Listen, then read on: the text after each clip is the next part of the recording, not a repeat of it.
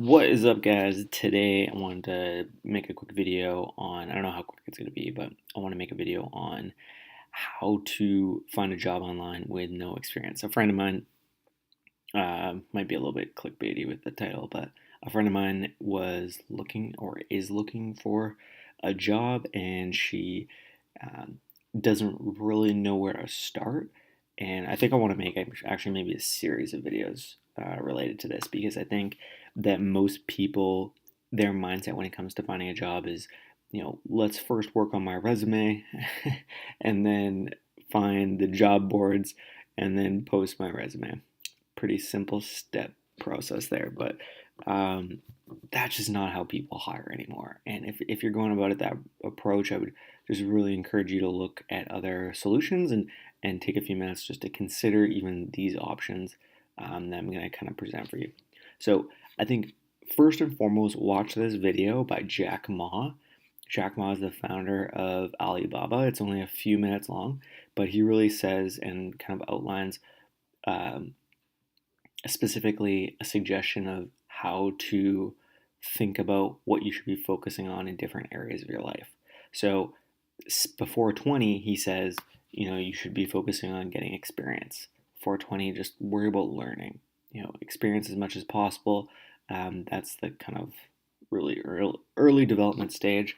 If nothing else, just learn as much as you can, find out what you're interested in. 20 to 30, this is the big one, and where I would imagine most people are that would be watching this. 20 to 30, think about who you want to work for.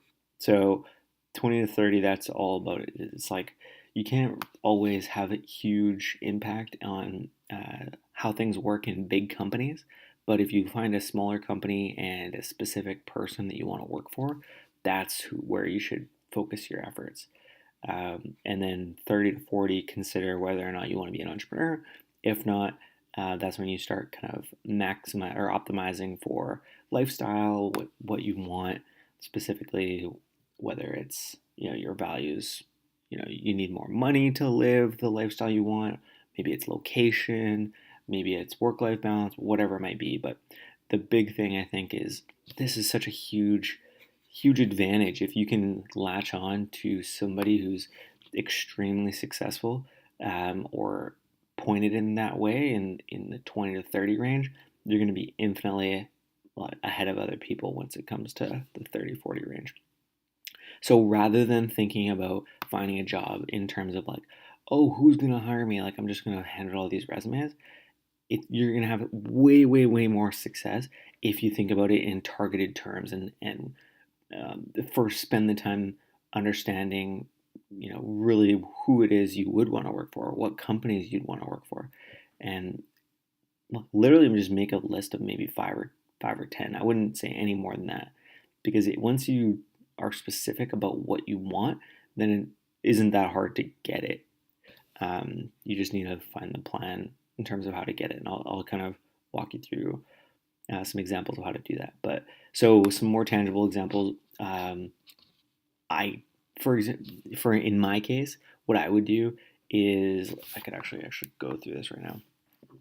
So I live in Vancouver, and if I were to go and want to start getting a job, let's say I was 21 right now, which I'm not, but if I was 21, I'm interested in startups, venture capital, technology companies, some fashion stuff. Like I like Kitness and Doer, some brands around here. Um, I like people that are authentic and transparent. I would look for founders or people who have had repeat success, even in different industries. So these are all things that I'd kind of keep in mind. So one example of that is I heard recently that Garrett Camp, he was actually the first employee at Uber. He became a billionaire, and it's kind of ironic almost because he answered a job post by the CEO of Uber at the time, and it was on Twitter. He's just like, we need somebody to help out. And he came on as almost an intern to begin with and ended up being uh, a fairly pivotal person in the growth of that company, got the stock, and became a billionaire. So he actually moved I don't know if he lives here or not. I don't think so. I think he lives in Silicon Valley still, but he moved his, or he created a fund here. His name's Garrett Camp. So this is what I would do. Is literally, I look for people like this. Like this is the guy. He relates to people kind of hustling and trying to find jobs that way. So I'd imagine that he would be responsive to that. And I think he's working with Milun Tesovic, who I met one time a while back. So I would love to work with these guys if I was looking for a job. So yeah, this is like look at that. That's a perfect kind of connection. Those are the two like most pivotal tech hubs in America, and then they just happen to be in Vancouver as well. Because I think Milun was originally living here. He started a company and sold it to, I want to say, CBS. His company was Metro Lyrics. So this is what I would do: is I'd find like if you're watching right now, think about the companies that interest you, like even the ones that you use on a daily basis. What are the clothes you buy? Which software you subscribe to? Which apps do you use? What interests you? And like, those are just things that interest me. So I would literally narrow it down, and I come to this guy. So yeah, he's got a few dollars as well. I don't know if I'm gonna be able to get in touch with him, but it doesn't matter. Like if that's who I wanted to work with, then I would go to Milun, who's his partner there, and guarantee you I could get introduced to this guy. So knowing that, you wouldn't just go in with a vague kind of message and say like, "Hey, I want to work for you guys. Like, I'll do anything." You kind of look through like they're starting, or they have started this Expa fund. Expa Labs is their fund that they're investing in companies. 6-month program for early stage companies. Yeah, Metro Lyrics is Milun's company. And they have 250, 500K. So this is a perfect example of what I would do is I would do research on this. And then I'd be like, okay, how can I offer these guys value? How can I bring something to the table when I want to start a conversation with them? So what I would do is, and this is just kind of off the cuff, I might think about this a little bit more, but I would look at these companies that they have already founded or have worked with as part of this fund, and then I would do a ton of research. They're probably already doing a lot of research themselves, but I would present them with a list of, maybe 100 companies, and the ones that I think have the most growth potential, the ones that maybe have yet to take a seed round. I would just do like literally probably a weekend or 5 days even worth of research on companies and present that to Milun. I'd literally send him an email and just say, hey, I know you guys are looking for XYZ types of companies. Here's a list of 100. I'm super interested in the space and have been following similar types of companies for a long time. I recently just put together this package of information, sorted them by the types of companies that I think are in the most interesting spaces, have the most potential for breakout growth, could benefit from your guys' services the most, and explain why in each one of the companies, and then send that to them. And just be like, hey, the only thing I'm looking for is a 10-minute meeting. I'd love to go over in some more detail why I think some of these companies might be able to benefit you. And it's all about them in that case. So your only job there is to deliver value. Using that, then you can, tactically try and follow up with them in a few different places if you can't get a hold of them. These guys are really kind of successful guys, so they're not going to immediately, maybe they will, depending on how much value you bring them, but it might be hard to get a hold of them. But once you have that value in hand, and you know that you've put a lot of work into it, and you're not just kind of requesting or expecting something for nothing, in terms of like maybe you apply it with a resume and then you hope the hiring manager is going to get back to you for you doing nothing. In this case, you have the value in hand. So what I found is that it's easier to follow up repeatedly because you know and can be confident in the fact that, look, I've actually invested a lot of time into this. I know, like 90% think that this could be valuable for you. And I really think that we could take a look at it. And if not, if I'm wrong, then so be it. But look, give me a chance to kind of explain this and see if there might be another way that I can help. So once you get your foot in the door, then you just try and create value as much as you can over and over again, and you'll find yourself, like, I guarantee you, if I wanted to do that, the thing is, I don't want to work for a fund. I'd rather try and start a company, but or work on my own companies. At this point, eventually, I would love to work with these guys, but yeah, if that was the case right now, who knows where they would find a spot for you, but I guarantee you that if you are that type of person, it's so rare that a couple guys like that would make an exception or make a position for you. So I'm gonna go through. That was these 2 points here. Start with where you want to work and for whom, and then solve a problem for them in advance. So I'm going to go through maybe a more applicable version of that. So this person that I know is actually living in Calgary, Canada, and she's looking for a job. And again, it's the thing about where she's at is, I think she doesn't really know what she wants to do. She's kind of been in a few different industries. Um, so yeah, it's hard to really give you any specific examples without knowing, but I know she's interested in technology. She says wants to do something with Linux, analytics, has a business degree, has worked, I know, for a couple of the major events companies there. So what I would do is, rather than start searching for jobs, again, I would search for companies. I don't care whether or not the company's hiring. Like, that doesn't matter.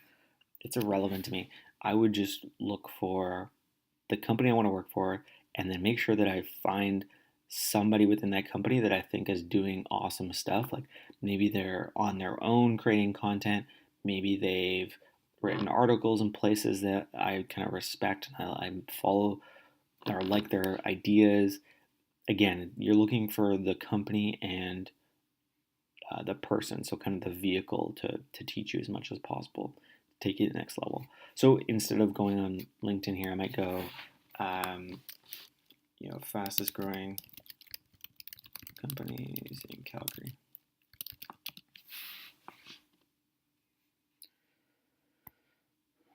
Make sure it's relevant, and I mean, you got to take these with a grain of salt as well. Like, if you look through the list in Vancouver, I know for a fact that a lot of those companies are not doing so well.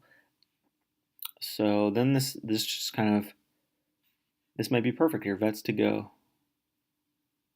offers in-home veterinary service to pet owners, because she is definitely an animal lover, so that could be interesting. Summit Kids develops.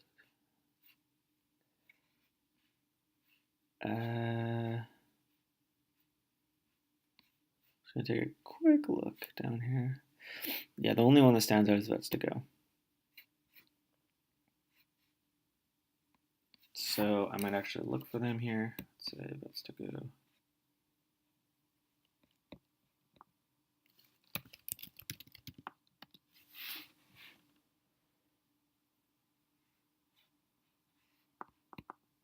So yeah, highly recommend using LinkedIn. Of course, the best case scenario here is that you've already done some work in advance. Like, that's the other thing that is really hard to not convince people of, but it's easy to meet. What am I doing here? No results found.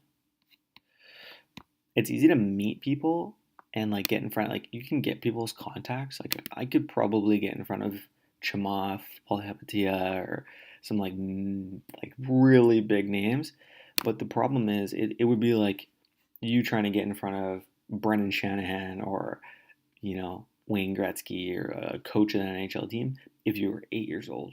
It's like, hey, I want to play for your team. It's like, yeah, thanks, man, but you're 8. You can't. It's the same idea in businesses. If you haven't done the work in advance, it doesn't matter if you can get connected with them. Like if you meet somebody in person, that's the opportunity. But if you haven't executed on the preparation, then I mean that's why you got to inch your way up. So, and you can look for somebody. Oh my goodness, look for somebody to kind of help you out on that. All right, here we go. So Vets to Go. I'm just gonna look at this. Vets to Go. She's a veterinarian. This is probably where I would start. So this marketing and events manager. I would say like this is the person I would reach out to. She's been there for 3 years. If you're not, and they're growing 1,000% year over year, like guaranteed, she's looking for somebody to help out. 13 people. This is perfect. Yeah. So here's what I would do: is I found this company, and in the case of the person that I want to help out here, my friend, I think she does have more of a marketing related mindset. So first off, I would just make sure that this guy is, I mean, based on the company, I'm sure he's a stand-up person, like he's helping out pets, like. But I would look into him a little bit more and just make sure that this is the kind of, because you need to have an authentic message when you go to them as well. You can't just say, hey, I want to work for you because you're the fastest growing company in Calgary. It's inauthentic. So if you go to him and you do a little bit of research, you find maybe his blog, what he's done in the past, and make sure that it makes sense here. So he started a lot of different companies. So yeah, this guy would be a perfect person to work for. Entrepreneurship. Perfect.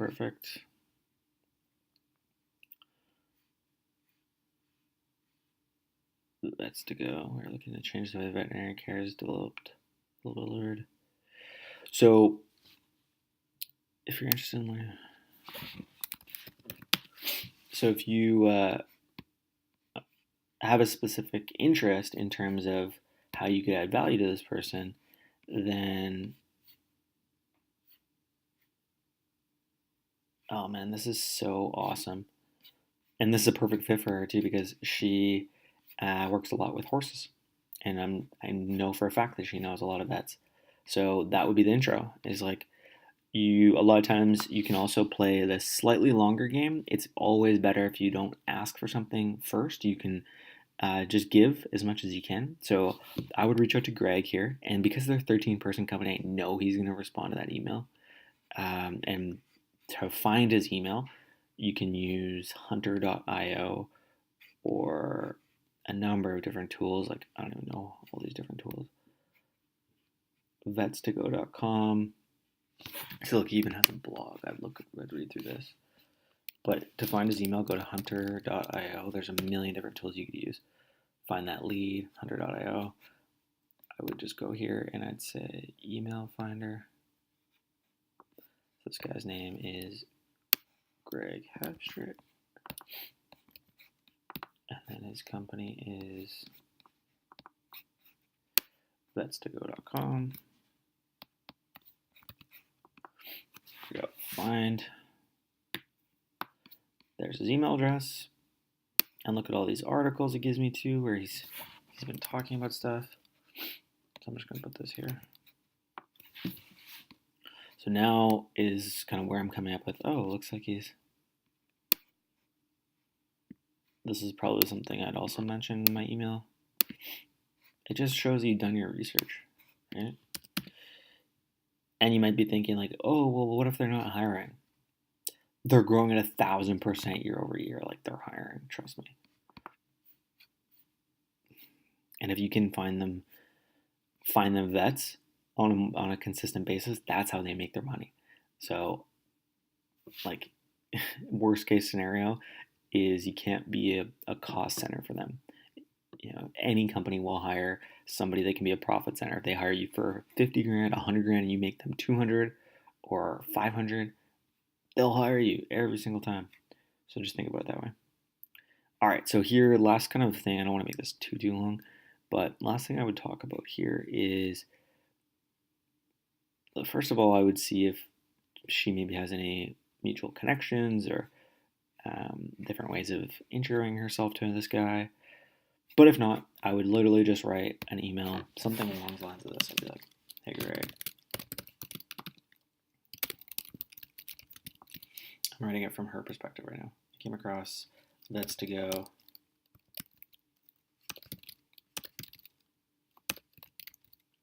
While working with a trainer on my horse in wherever place. It's like maybe a I don't even know. I don't know anything about horses, but maybe like a stable in Calgary, something that's relevant there. I came across the only reason I thought to connect is it seems like you guys are trying to recruit other veterinarians. Is that how you spell it?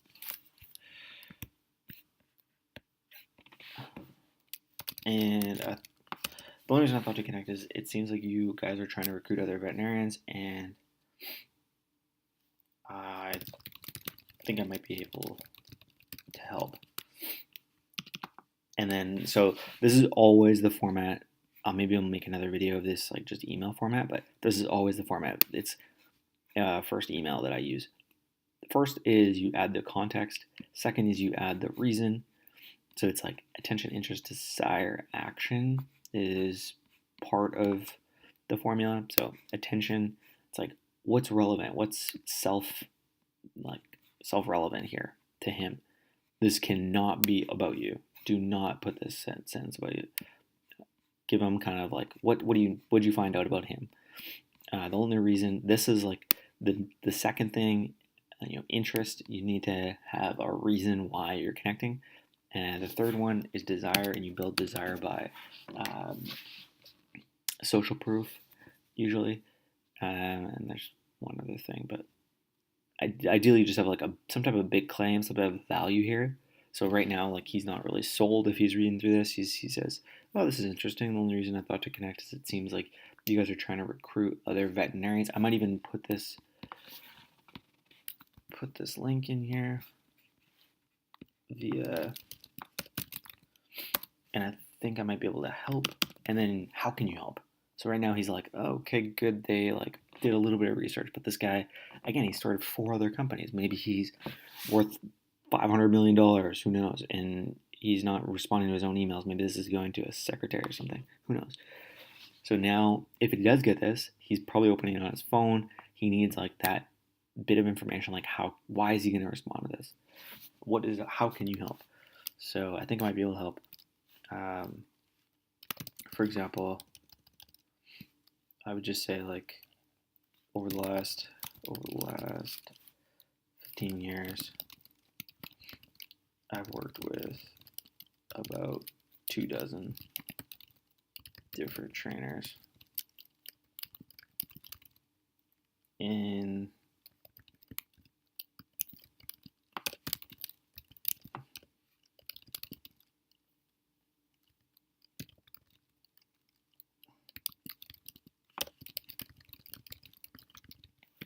so it's helpful here to have some type of numerical values. Don't be vague about it. Like if nothing else, shoot high with whatever your claim is. So over the last 15 years, I've worked with about 24 different trainers in the equestrian industry and gotten familiar with their work or with their network. And then last sentence here is I would just make it easy for him to respond.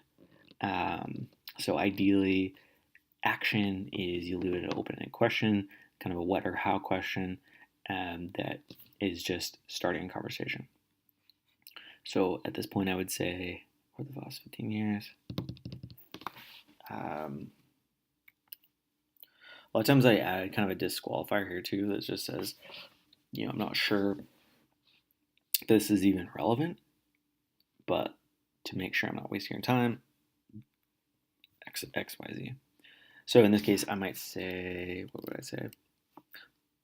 A lot of times I pretend that I'm standing with him in person, so it's conversational. I would say I'm not sure that you're even exploring that industry.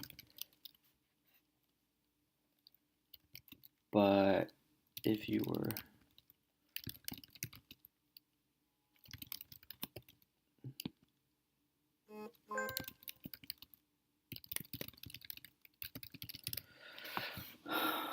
see, this is not good. You don't want to say a vague thing that doesn't actually ask a question. I'm not sure that if you're, I'm not sure if you're even exploring that industry, but assuming.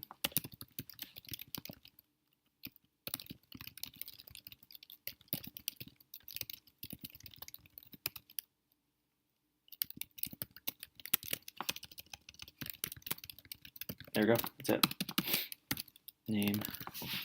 And this, I would send this email, and then I would connect with them on LinkedIn and say, hey, I just sent you an email. Let me know when we can connect. And then, if he had a blog, I'd subscribe to his blog. If he had a Twitter account, I'd follow his Twitter account. I'd start retweeting things. Now you see the guy that is like, you have your sights on. You're like, I want to work for this guy, and get in front of them. That's it. Now you're not leaving it up to fate for his hiring manager to get back to you. And if he doesn't know somebody or if he's not actually hiring right now, maybe he knows kind of a tertiary or a similar industry of somebody that can hire you for whatever it is that you're going to be able to do for them. So, and when you do get the meeting, remember that you need to have, don't come in and say, oh yeah, vaguely, I just wanted to work here no matter what. Try as best you can to like portray or articulate the interest that you have, if nothing else. Say like, a lot of my interests lie in marketing. I have a marketing degree or a business degree, and the easiest way probably would be to ask a lot of questions first and figure out where they need help, and then you can kind of tailor where your expertise, like, you don't want to be dishonest about it. But if I met with Greg and I'd say, this is awesome, it looks like you guys have been doing really well, like, I can't believe you've grown so fast, like, tell me more about your kind of upcoming goals. It's been around for 5 years, looks like you're kind of just hitting the gas now. Like, what does the next couple of years look like? What are the biggest obstacles of achieving that? Maybe he'll say hiring, maybe he'll say finding vets, and then you explore one of those problems. Like, what's the biggest issue about finding vets? What does that pipeline look like? How are you going about it? Okay, who's handling that for you? Oh, we actually just have somebody who's sharing that responsibility with our corporate marketing team. Boom, there's your opening. It's like, oh, okay, perfect. Well, you know what, Greg? Like, if there was somebody to be able to help take over that for you, like, what would you want them to do? And then he explains the job for you, and then you just say, if he doesn't offer you the job on the spot, you just do the things that he told you, and then you follow up with those items, and then you keep following up, and then he'll hire you. It's easy as that. So I know this was a little bit long, but hopefully this was valuable, because literally this is, I know it's a totally different mindset in terms of like what you've been taught or what we've all been kind of taught in terms of getting a job. You need to have all the experience first, and you need to, check the box on the 5-year degree or 4-year degree, 2 degrees, who knows what the experience is. And once you have all the requirements, then you can apply. And then if you know somebody, hopefully they'll put your resume on the top of the pile, and hopefully there's somebody. You just got to stop leaving things up to chance. No matter what, I don't care like how many times people will tell me this, I just don't believe it. Like, even if it's a government job, there's a person that's hiring you at the end of the day, and that person cannot help be influenced by any action that you've taken directly to them. So even if I was going to get a government job, let's say I was going to be an accountant or an auditor for the government of Canada, what I would do is I'd find out who is not only being the hiring manager, but who is that person's boss. I'd find out their whole team. I'd call into that office, and I'd maybe pretend to be somebody else, and I'd say, I wouldn't even pretend to be somebody else. I would just try and find more information. I'd call back. You'd be amazed about how much information you can get from a few, like one quick phone call, just a vague question about, why are you guys even hiring for this? What's the most important traits that somebody could bring to the table? What would it look like to go above and beyond? Like, what really impresses the hiring manager? What does the hiring manager eat for lunch? find out information, like just hustle and kind of get in there. And once you know that information, use it to your advantage. Like get in front of that person, highlight those things that you just learned that are unique that nobody else is going to know. Instantly, you'll be at the top of the pile. Then you get a face to face, bring value every single meeting that you get, and then like it's no different in any job. I can't even think of one. Maybe a doctor. I don't know. Maybe there's some examples where this isn't the case, and it's purely by tenure. But especially with any type of entrepreneurial mindset, and you're kind of googling this anyway, I guarantee you that if you follow this idea or train of thought where it's, I instead of passively looking for something, I want to look and find the person that I want, go after that, and do whatever it takes to work for them. So use that. Let me know how it works for you. And if you guys have any questions, email me directly. I'm sure you can find it through my channel and be more than happy to help you out on a one-on-one basis. Thanks.